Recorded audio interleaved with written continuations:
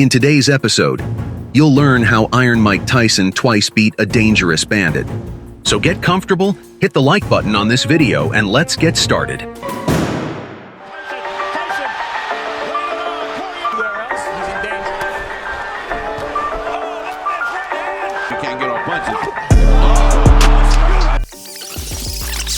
This story took place in the mid-'80s, when 19-year-old Mike was tearing through anyone in his path. Despite the damage the young prodigy inflicted on his opponents, boxers still didn't hesitate to fight him for the good paycheck that came with facing the hyped phenomenon. One such challenger was Mitch Green, an American boxer of Mayan descent, adept at combining criminal activity with a professional boxing career. Standing almost 2 meters tall, Green had an impressive record in the heavyweight division. Among his achievements was winning the prestigious Golden Gloves tournament and facing formidable opponents like Trevor Berbick. With 16 victories, 10 by knockout, Green had established himself as a force to be reckoned with. Meanwhile, Mike Tyson was rising to the top of the boxing world. Before meeting Green, Tyson had already gained worldwide recognition due to his dominating performances in the ring. His reputation preceded him, and opponents feared his formidable power and relentless aggression. On May 3, 1985, Tyson faced James Tillis, a fellow countryman, in a fight that ended without a knockout, signaling a shift in the perception of Tyson's invincibility. And Mike Tyson warms to the task once again as the round. Come on, work on that. This is an important learning experience for Mike Tyson. He's going to have to be able to handle a quick Tillis to get to the top of the event. He is right now. And Tillis is making the reacts to this. Closing with a flurry. The bell is going to sound. Old Mike Tyson moved the record now to 19. We're making 20 wins, no losses. It was during this time that Mitch Green, skilled in trash talk, started hurling insults at Tyson, aiming to secure a fight with the rising star. Green publicly mocked Tyson, calling him a paper champion, a fraud, and using many other uncensored words. My statement is, I want me Mike Tyson, Michelle Sidney Tyson. Is it on now? Oh, I want me some Mike Tyson. Baby, I want me some Michelle Sidney Tyson. You don't get like this folding clothes. Oh, baby, and weaving baskets. You train. I want me some Michelle Sidney Tyson. He's a homo. Oh, baby. Something be on simulation. Dog, he ugly. Tyson ugly. He a homo. You gonna listen to say national. Michelle Sidney Tyson is a homo. Baby, let's go, sugar. The audacious Green even taunted Tyson, saying, Tyson, and you know it. You hit me, I'm gonna kill you.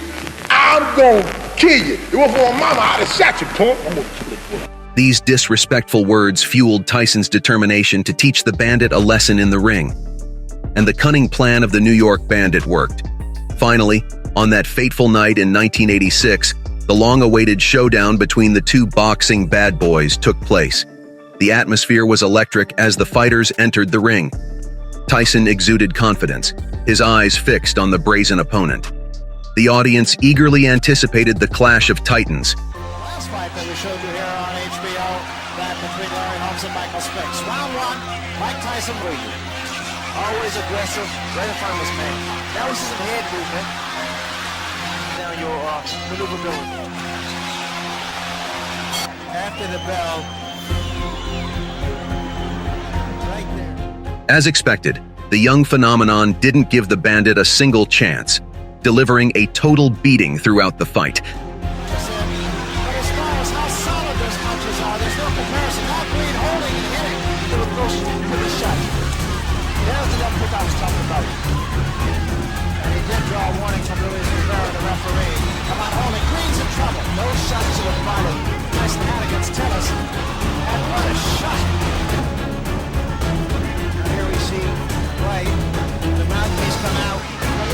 Tyson admitted after the bout that he didn't want to knock out Green because the process itself brought him incredible pleasure. He works his way in, almost out to the body.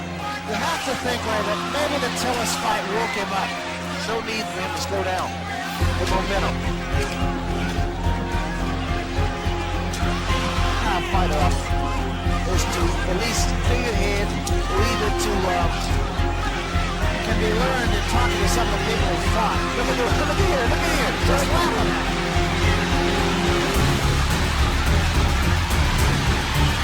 Green seems like a guy named Eddie Richardson. They asked him, have you ever been hit so hard? He said, yeah, about a year ago I was hit by a truck.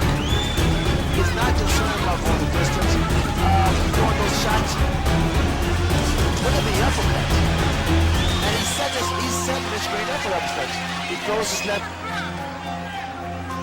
I mean, Tyson there, he has to take a stand eventually. Another couple body shots. There's his right hand. Nice.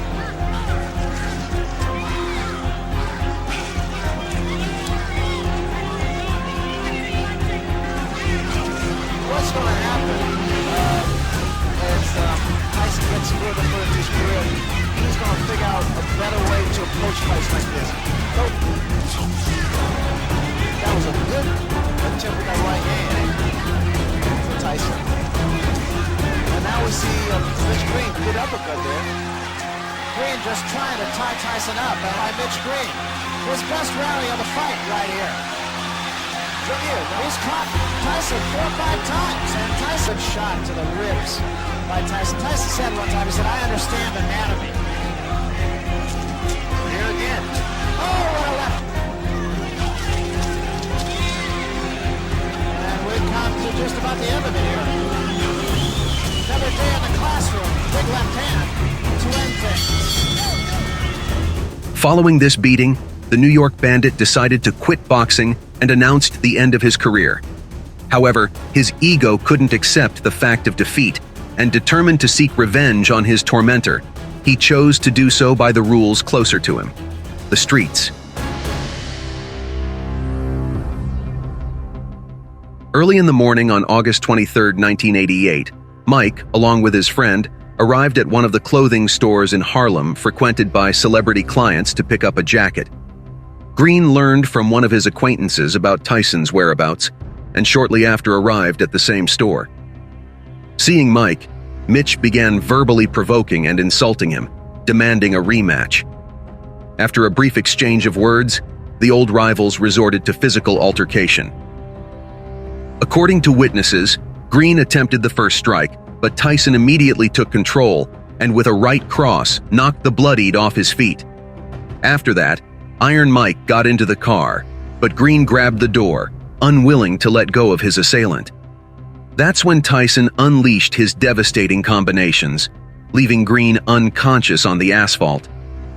In an interview, Iron Mike admitted that at that moment he thought he had killed his assailant, but fortunately, it didn't come to that. As a result of the fight, Mitch suffered a completely swollen left eye, a broken nose requiring 5 stitches from the doctors, and a couple of damaged ribs. Mike, from those punches with his bare fists, seriously injured his hand. This injury cost Iron Mike several months, disrupting his scheduled defense for the title of undisputed world champion against Britain's Frank Bruno. As for Green, almost a decade later, in 1997, he decided to pursue legal action against Mike, filing a lawsuit for physical harm amounting to $25 million. However, the former Bandit was only awarded $45,000, which didn't even cover the legal costs. But recently, after 35 years, about that heated altercation in Harlem, Iron Mike expressed regret in an interview, saying, "I apologize for what happened that evening." Literally, his words directed at Mitch Green show us that even the seemingly toughest fighters can change for the better and acknowledge their mistakes. That's all, friends. If you enjoyed this episode, make sure to support it with a like, share your thoughts about the video, and generally, what do you think? Was it worth beating one's rival to such an extent, or could this conflict have been avoided in a different way?